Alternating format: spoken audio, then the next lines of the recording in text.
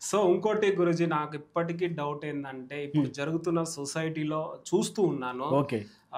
పెళ్లి అయిన తర్వాత చాలా మంది లేడీస్ మెట్టెలు పుస్తల తాడు తీసి పెళ్లి కానట్టు ఆఫీస్‌లకి, రోడ్లపైకి వస్తున్నారు.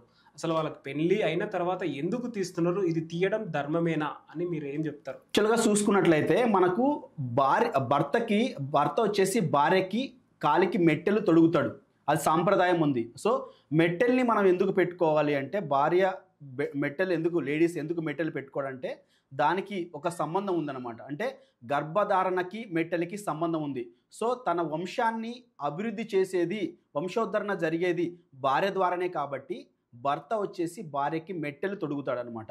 సో మెట్టెలు ఎందుకు పెట్టుకుంటారు అంటే గర్భధారణ అనేది సుఖవంతంగా ఉండడానికి, గర్భ విక్షక్తి జరగకోకుండా ఉండడానికి మెట్టెలు అనేది తొడగడం జరుగుతుందన్నమాట. అంటే సంతానము కలగడం కోసము మెట్టెలు అనేవి తొడగడం జరుగుతుందన్నమాట.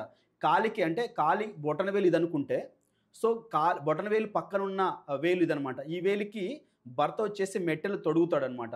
ఎందుకు తొడుగుతాడంటే, సో ఇక్కడ ఈ కింది భాగం ఏదైతే ఉందో, ఈ కింది భాగం అంటే బొటనవేలు పక్కన ఉన్న కింది భాగం ఏదైతే ఉందో, ఈ కింది భాగం అనేది ఏంటంటే అంటే గర్భం బాగా దాల్చడానికి సంబంధించిన నాడీ కేంద్రాలు ఇక్కడ ఉంటాయన్నమాట.